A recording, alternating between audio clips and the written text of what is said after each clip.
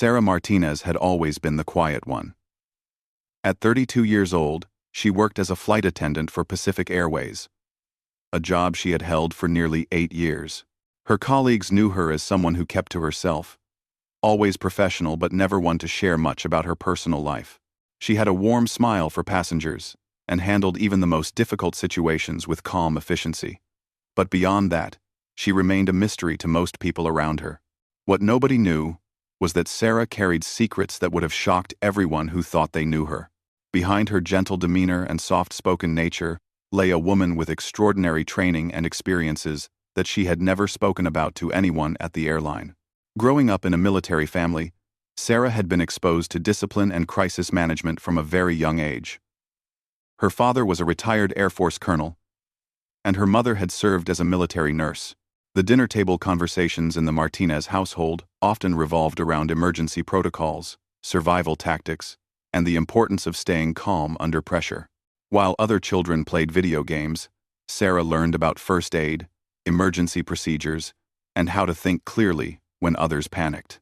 After high school, Sarah had followed her parents' footsteps into military service. She joined the Air Force and quickly distinguished herself in the medical corps. Her natural ability to remain calm under pressure, combined with intensive training in emergency medicine and crisis management, made her an exceptional medic. She served 3 tours overseas, dealing with situations that would break most people.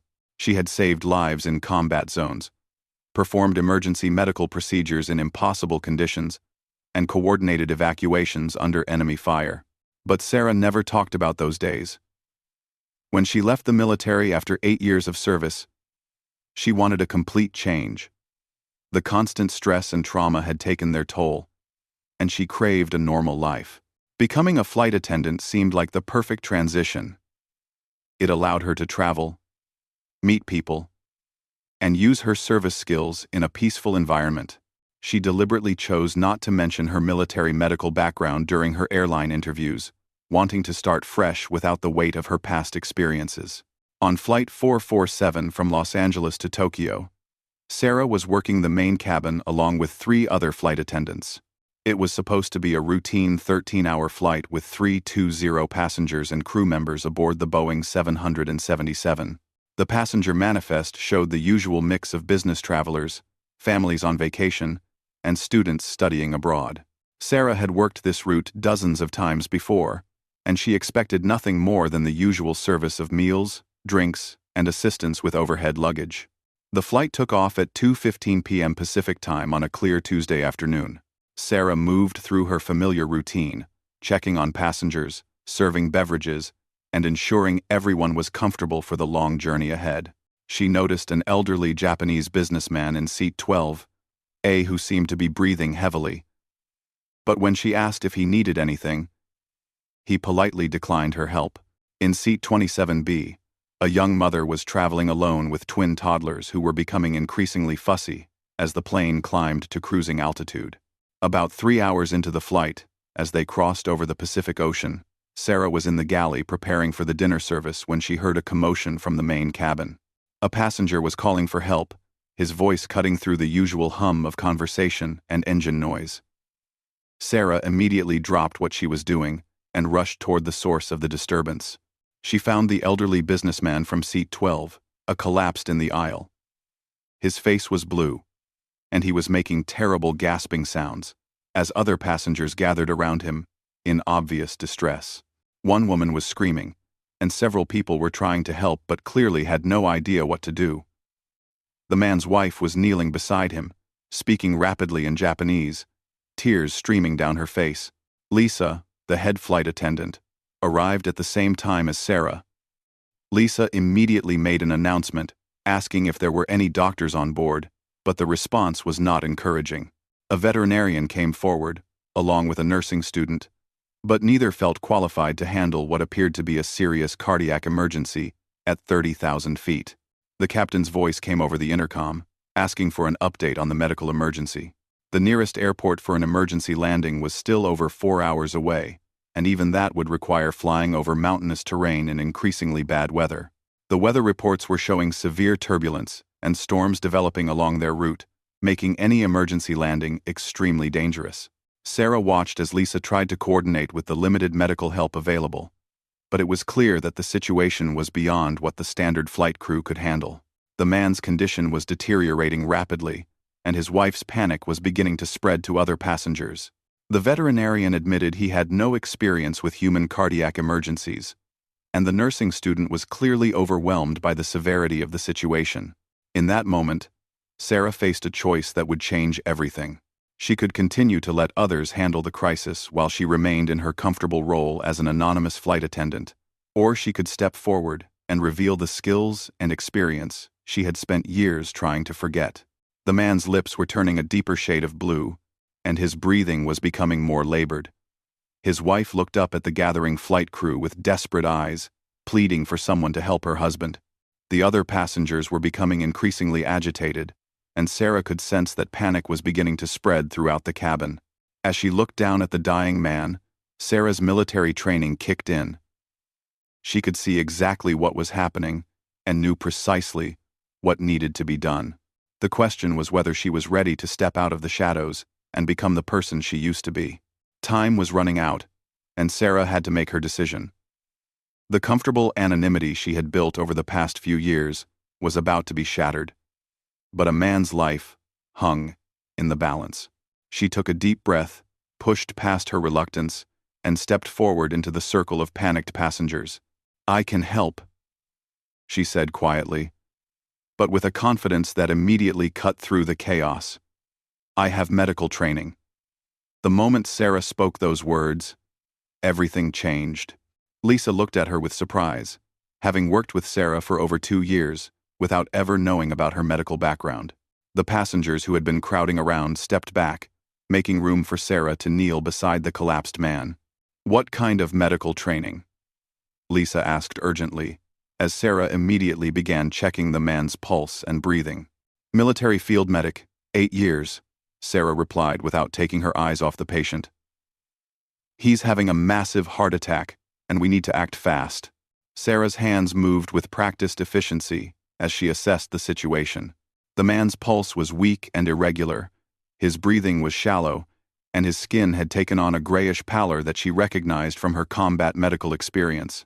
She had seen this exact condition dozens of times in the field, and she knew they had minutes, not hours, to save his life.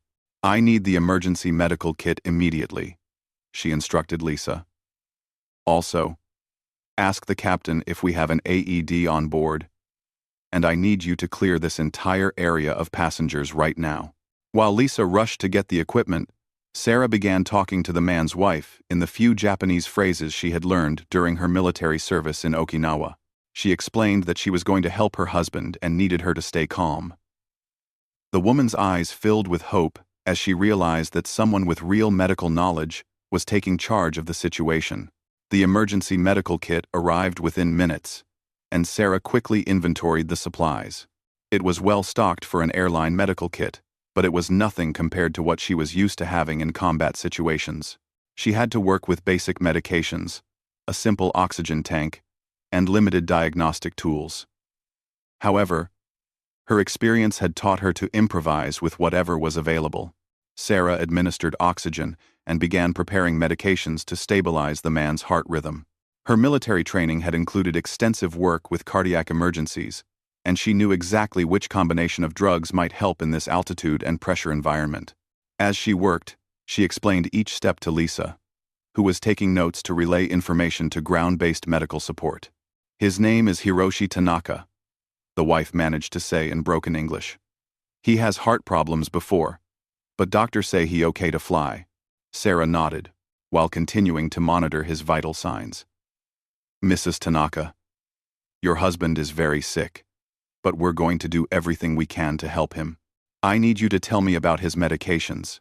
As Mrs. Tanaka listed her husband's medications, Sarah realized the situation was even more complex than she initially thought. Mr. Tanaka was on blood thinners, which meant that certain emergency procedures could be dangerous. She would have to modify her treatment approach based on this new information. 20 minutes into the emergency, just as Mr. Tanaka's condition seemed to be stabilizing slightly, Sarah heard screaming from another part of the cabin. A passenger rushed toward them, shouting that someone else needed help immediately. Sarah looked up to see chaos erupting throughout the aircraft. The young mother with twin toddlers was collapsed in her seat, apparently unconscious, while her children were crying hysterically. Several other passengers were complaining of severe nausea and dizziness. Something was terribly wrong, and it was affecting multiple people. "Lisa, I think we might have a bigger problem here," Sarah said, her voice remaining calm despite the growing crisis. "This isn't just one medical emergency." She quickly instructed the veterinarian to continue monitoring Mr. Tanaka's oxygen while she moved to assess the other affected passengers. What she found confirmed her worst suspicions. The symptoms were consistent across multiple passengers: severe nausea, dizziness, confusion, and in some cases, loss of consciousness. Sarah's military experience immediately kicked in. She had dealt with mass casualty events and chemical exposures in combat zones. Her training told her to think systematically about what could affect multiple people simultaneously on an aircraft. The possibilities included food poisoning, contaminated air supply, or even deliberate poisoning. She moved quickly through the cabin, checking on the affected passengers and trying to identify any common factors. What she discovered was chilling. All of the sick passengers had eaten from the same meal service. The chicken dinner that had been served 3 hours earlier was the common thread linking all the victims. "We have food poisoning," Sarah announced to Lisa, "potentially affecting anyone who ate the chicken dinner. We need to identify every passenger who had that meal and monitor them immediately." The cabin crew sprang into action, going row by row to identify passengers who had consumed the contaminated meal. The numbers were staggering. Nearly 180 passengers and 4 crew members had eaten the chicken dinner. If Sarah's diagnosis was correct, they were looking at a mass food poisoning event at 30,000 feet with no possibility of immediate medical evacuation. Sarah realized she was now the primary medical authority for what could become the largest in-flight medical emergency in aviation history. Her years of anonymous service as a flight attendant were officially over. She would need every skill she had learned in military medicine to prevent this situation from becoming a catastrophe. She quickly established a triage system, categorizing passengers based on the severity of their symptoms. The most critical cases, including Mr. Tanaka and the young mother, needed immediate attention. Passengers showing early symptoms needed monitoring and treatment to prevent their conditions from worsening, and the unaffected passengers needed to be kept calm and informed to prevent panic from spreading throughout the aircraft. The captain made an announcement explaining that they were dealing with a medical situation and that a qualified medical professional on board was coordinating treatment. He did not mention the scale of the emergency to avoid causing panic, but he did announce that they were working on options for an emergency landing. Sarah knew that an emergency landing might not be possible for several hours, and even if they could land immediately, getting 180-plus sick passengers proper medical attention would strain any hospital system. She would need to keep people stable and prevent the situation from deteriorating into chaos. Working with the limited medical supplies on board, Sarah began treating the most severe cases. She administered anti-nausea medications, monitored vital signs, and coordinated fluid replacement for passengers showing signs of dehydration. Her military medical training had included courses in mass casualty management, and she found herself drawing on every technique she had learned. Mrs. Tanaka, despite her own husband's critical condition, began helping Sarah by translating for other Japanese passengers who were affected. Several passengers who were not sick volunteered to help monitor those who were, following Sarah's specific instructions about what warning signs to watch for. As the hours passed, Sarah's reputation spread throughout the aircraft. Passengers who had dismissed her as just another flight attendant were now looking to her as their lifeline. Her calm competence and obvious medical expertise gave everyone hope that they might survive what could have been a disaster. But Sarah knew that the real challenge was still ahead. They were still hours away from landing, and food poisoning symptoms could worsen rapidly. She would need to manage not just the medical crisis, but also the psychological impact on hundreds of frightened passengers trapped in a metal tube 6 miles above the ocean. The hardest part was yet to come, and Sarah prepared herself for the longest and most challenging night of her career. The next 6 hours tested every skill Sarah had ever learned. As the night wore on, the food poisoning symptoms intensified among the affected passengers. What started as nausea and dizziness progressed to severe vomiting, dehydration, and in some cases, dangerous drops in blood pressure. Sarah had converted the aircraft's galley areas into makeshift medical stations. She organized the healthy passengers into teams.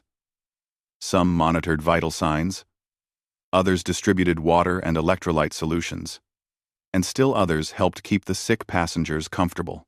The veterinarian proved invaluable, assisting with medical procedures and helping to calm frightened passengers. Mr. Tanaka remained critical, but Sarah's quick intervention had stabilized his heart condition enough that he was conscious and responsive. His wife stayed by his side, but also helped Sarah coordinate care for the other Japanese passengers who were struggling with the language barrier while feeling violently ill. The young mother with twins presented a unique challenge. She was severely dehydrated from vomiting, but she also needed to care for her toddlers, who were terrified and crying constantly.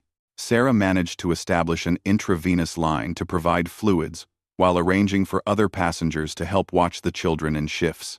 Around midnight, the situation took a dangerous turn.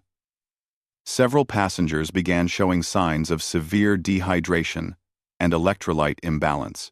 Sarah recognized the symptoms immediately from her combat medical experience: confusion, rapid heartbeat, and dangerously low blood pressure. These passengers needed more intensive treatment than the aircraft's limited medical supplies could provide.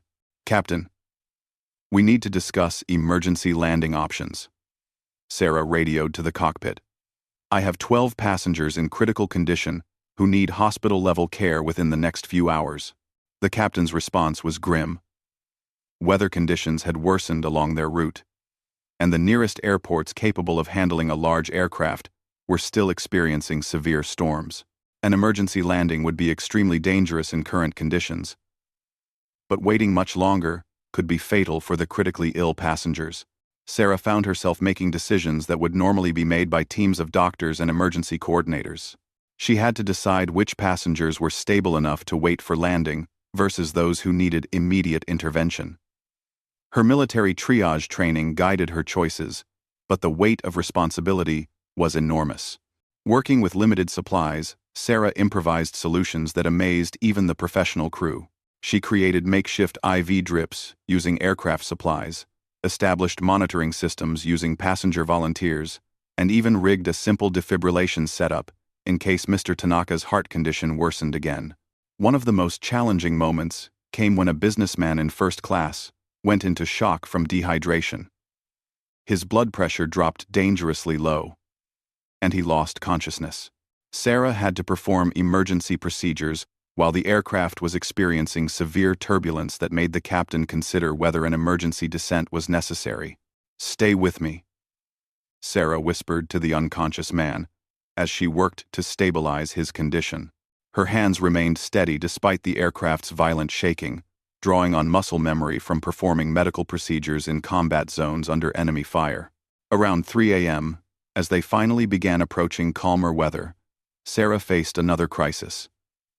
The aircraft's medical oxygen supplies were running dangerously low.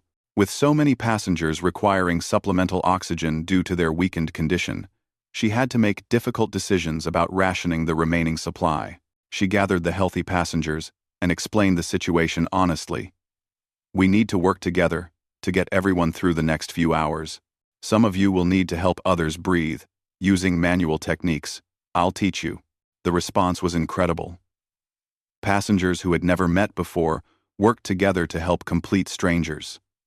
Business executives took turns manually assisting breathing for elderly passengers. College students monitored vital signs throughout the night. A retired nurse who had been too modest to speak up earlier finally revealed her background and became Sarah's right-hand assistant. As dawn approached, the captain announced that they had been cleared for an emergency landing in Anchorage, Alaska. Ground medical teams were standing by, and the airport had been cleared of all other traffic to facilitate the quickest possible evacuation of critical passengers. Sarah spent the final hour before landing preparing her patients for the stress of landing and organizing her handoff notes for the ground medical teams. She had documented every patient's condition, treatments administered, and ongoing needs. Her military experience had taught her that proper documentation could save lives during transitions of care. When Flight 447 finally touched down in Anchorage, it was met by the largest medical response in the airport's history. Ambulances, emergency medical teams, and even military medical personnel were standing by. Sarah had radioed ahead with detailed information about each critical patient, allowing the ground teams to prioritize their response. As the sick passengers were evacuated, Sarah found herself being interviewed by emergency coordinators who wanted to understand how she had managed such a large-scale medical crisis with limited resources. Her calm professionalism and detailed medical knowledge impressed even the veteran emergency responders. "Ma'am, in 30 years of emergency medicine, I've never seen better crisis management," the lead paramedic told her. "You saved lives tonight." The aftermath revealed the true scope of what Sarah had accomplished. The contaminated chicken meal had indeed caused severe food poisoning in 184 passengers and crew members. Without proper medical intervention, several passengers would have died from dehydration and complications. Mr. Tanaka's heart attack could have been fatal without immediate treatment. News of Sarah's heroic actions spread quickly. The airline industry, military medical community, and international media all took notice of the quiet flight attendant who had revealed herself to be an extraordinary medical professional when lives were at stake. But perhaps the most meaningful recognition came from the passengers themselves. Mrs.